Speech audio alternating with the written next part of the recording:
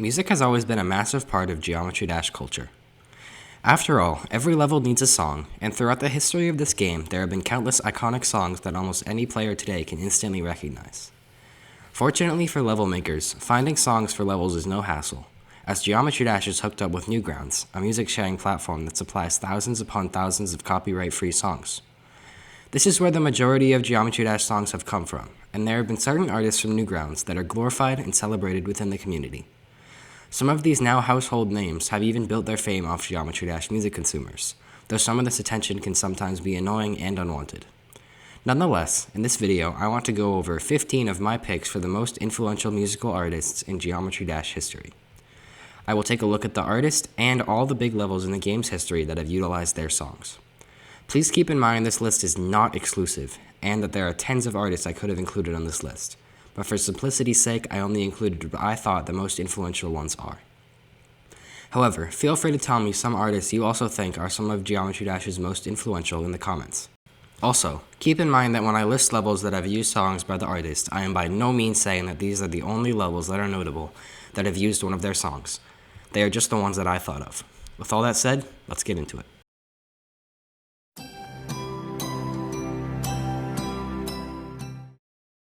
First up, we have undoubtedly one of the most famous and influential artists to ever be discovered by this game, Nightkiller, or Ruckus. Ruckus is an artist known by nearly everyone in the community, as their songs have been used in numerous famous levels. They are known for their ear-shredding drops and extremely hard growl and shred samples. The most obvious example of a big level using a Ruckus song is 9 Circles by Zobros, a level that was released in 1.9 and is still one of the most famous levels in GD history. It is well known for its wave section, which utilizes the second drop of the song and has diamond-like structures that flash in a red, yellow, and orange color scheme. This level inspired the 9 Circles level series, a trend that has been carried all the way until Modern 2.1, 5 years after its release.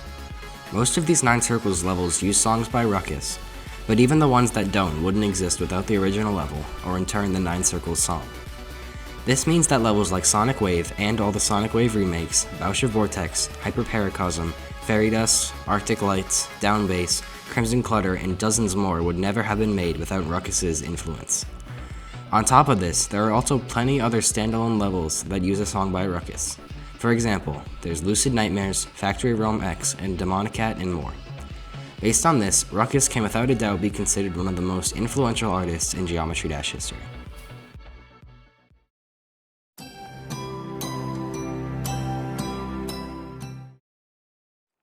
Next up is another massive name in the community when it comes to music, Extralore. Extralore made his name in 2.0 when his songs blew up around the community and were used in levels everywhere. Almost anyone you ask nowadays can name at least 5 Extralore songs, and if they have any placed, they probably listen to them at least weekly.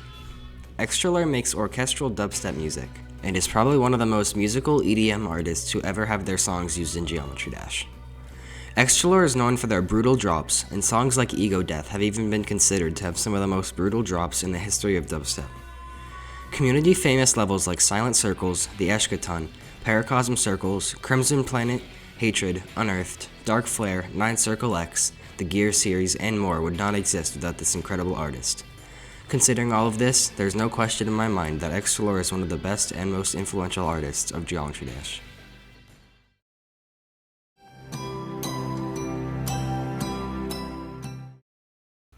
Up next, we have another extremely well-known artist to the community, F777. F777 is probably in the top 3 for most influential Geometry Dash artists of all time, as their music has not only been used in huge levels all across the community, but it has also been used in some levels by RobTop. Deadlocked is the one that stands out the most, but his music was also used in The 7 Seas. Without F777 to inspire Deadlocked, we would have no Deadlocked remakes, such as Deadlocked V3 or Gridlocked. Without F777's music, we would also have no levels such as Supersonic, Ultrasonic, and therefore no Sonic series at all, Celestial Force, Infernal Abyss, Glowy, and most importantly, Sonic Wave. This means no Generic Wave, Auditory Breaker, Sonic Wave Rebirth, or Sonic Wave Infinity.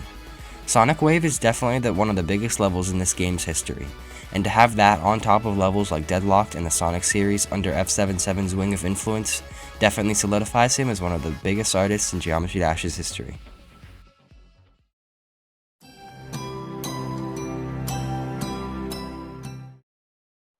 For my next pick, I have DJ Nate, another extremely famous name in the community that has been recognized by even RobTop. DJ Nate has made countless hits for the community, such as Theory of Everything 2, Electrodynamics, Clubstep, and more. RobTop has made levels out of all 4 of these songs, and the community has also taken them and turned them into Arctic Arena, Tartarus, Step to Hell, Spatial Rand, and the Hellbird. We also wouldn't have levels like Titan Complex, a community-famous extreme for its length and meme-like qualities. However, the biggest one here is Tartarus, our current #1 demon, and a level that is known to nearly every corner of the community. We also wouldn't have all the Clubstep remake levels, and we wouldn't have Clubstep in general, one of Geometry Dash's most famous main levels of all time. Based on this, DJ Nate is definitely one of the most influential artists to ever be celebrated in Geometry Dash.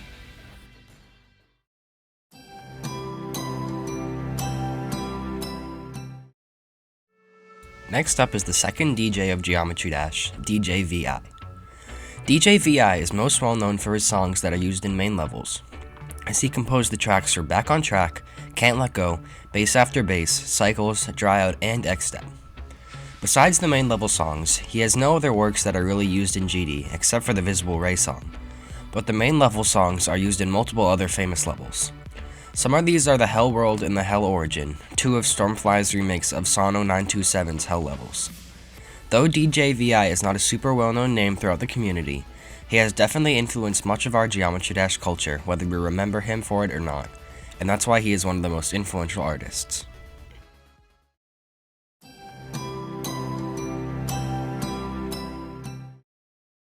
My next pick is the musical genius of Geometry Dash, Creo.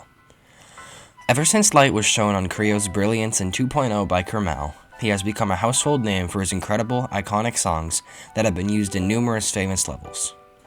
Though the community has only known about him for 3 or 4 years, he has established himself as a legend.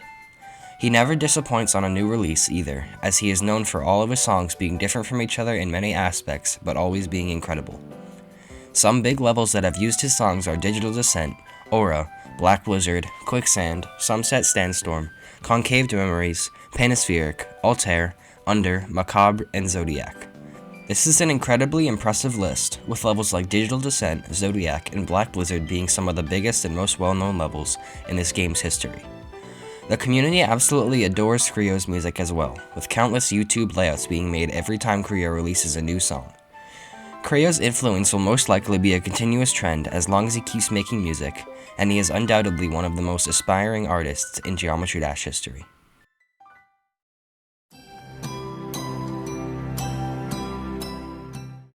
My next pick is Dimrain 47. I am sure you all saw this one coming.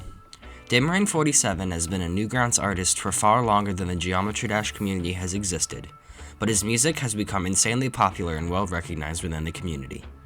Levels like Coupier, Forsaken Neon, Sigma, Omega, Artificial Ascent, Korn, Athanatos, The Apocalyptic Trilogy, Bloodbath, Cataclysm, Bloodlust, Aftermath, After Catabath, and countless more all use music by him.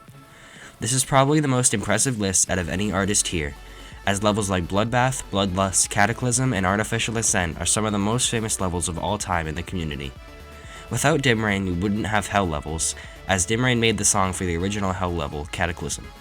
Levels like Cataclysm, Bloodbath, and Bloodlust are all massive staples within the community for their difficulty, and they inspired people from all corners of the community.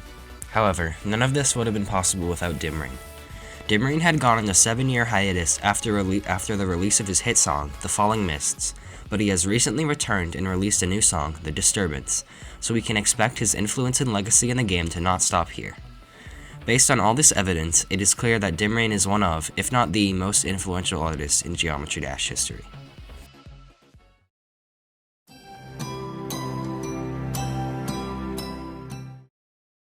Up next is an artist you might not have originally thought of.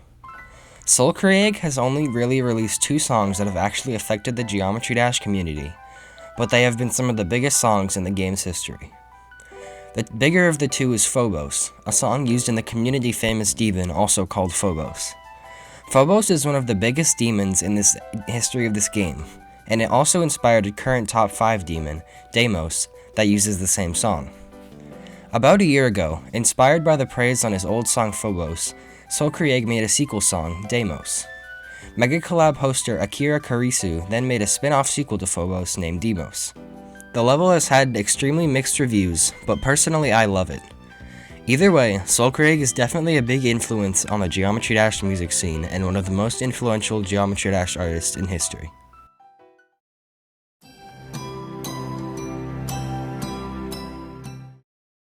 The next artist is Dan Johansson. Though he is fairly new to the Geometry Dash music scene, he has already made multiple hit songs. Even though he is a non-Newgrounds artist, many of his works have been used in big levels in Geometry Dash. The most obvious song is Synergetic Enigma, which was used in the community-famous Geosorn masterpiece Ouroboros. Since its usage in this level, the community has taken a liking to his music, with the mega collab Edge of the Blade using his song Edge of the Sword. The heaven opposite to Ouroboros, Kyrie Elysion, was also used a song by Dan Johansson, Crimson Chalice. All these songs have since been coveted, and I wouldn't be surprised if we see an Extreme Demon using one of his works in the near future. Though Dan is relatively new on the music scene for GD, he is definitely making a name for himself as one of the biggest influencers of all time.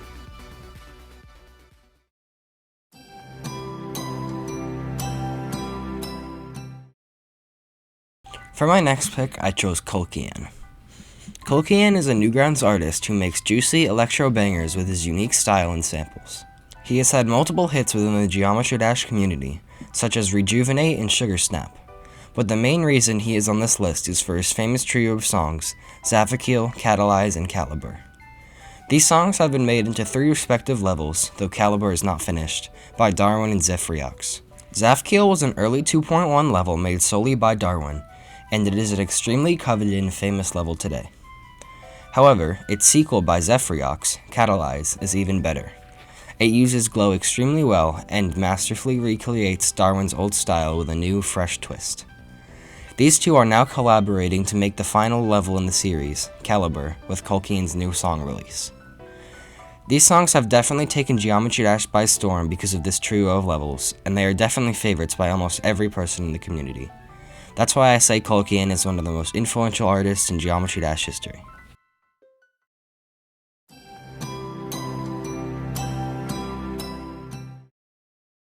Up next is undoubtedly one of the biggest artists to ever be recognized in the Geometry Dash community. Waterflame was big on the techno scene long before he was used in Geometry Dash, and he is one of the biggest video game techno music producers to ever be on the scene. He was first introduced to Geometry Dash when RobTop made Jumper, one of the most infamous main levels. He has also had his music used in the main levels Hexagon Force, Clutterfunk, Geometrical Dominator, Blast Processing, Space Pirates, Time Machine, and Electroman Adventures. Geometrical Dominator is actually the only song in the main levels that was commissioned for the game specifically. Many of these main level songs and other Waterflame songs have been used in big levels such as Quadriga City, Necropolis, Necropolix, Necromancer, Acropolis, Acropolix, Quantum Processing, The Hell Zone, Meltdown, Endgame, and many more. This is a plethora of famous levels, and it's definitely not an exclusive list.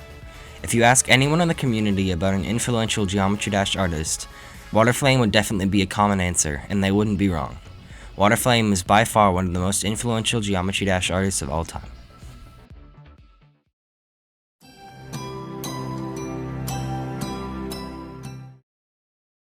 The next artist I chose was Gokusen, an elusive but musical Newgrounds artist. Not much is known about Gokusen, and though their name is not very well known in the community, their songs definitely are.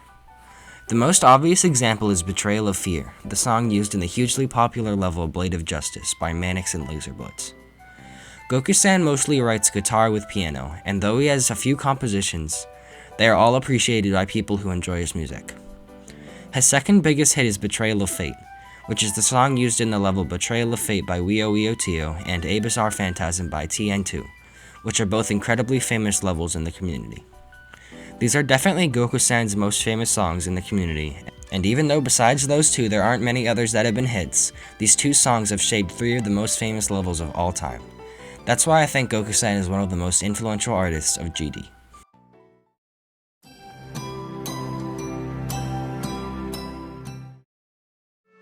Up next is Infinity. Infinity is a very atmospheric artist, and they are known for making very long, journey-like songs. Their music was introduced to Geometry Dash by none other than Jonathan GD, one of the most famous Geometry Dash creators of all time.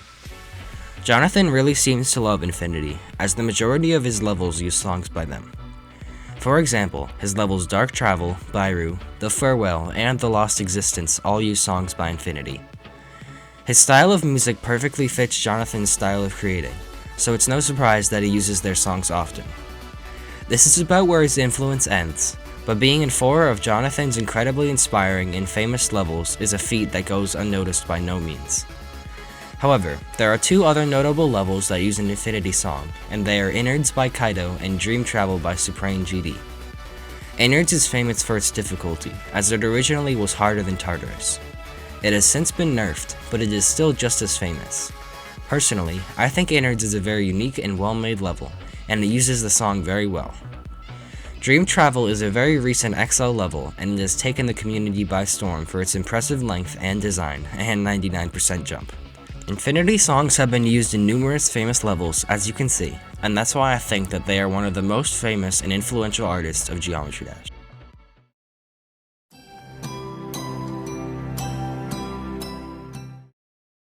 My next pick is a rather unknown artist, GLS, who is the composer of Flawless Wings of Yatagarasu. Who knew you could make such an impact with one song? This song is undoubtedly one of the biggest tracks in this game's history, having levels like the Hell Factory, the Flawless, and Yatagarasu itself use it. These are 3 massive levels in the game, but I think the Hell Factory and the Yatagarasu are the most notable. The Hell Factory was Team N2's debut level, and it set the stage for them to capitalize during 1.9 and 2.0. The Hell Factory also likely inspired the Flawless and Yatagarasu because it introduced the song to GD. The Hell Factory is a very famous level, and for good reason. At the time, it was one of the best looking and hardest levels around. However, Yatagarasu outshines this level impact-wise. This infamously hard Hell-themed Extreme Demon is one of the biggest levels this game has ever seen. A Geostorm Mega Collab, Yatagarasu was the #1 demon in 2.0 when it was released. I don't think I really have to explain how much of an impact this level has, as you all already know it. I will just end with the statement that because of this one song, GLS has cemented himself as one of the most legendary artists in Geometry Dash history.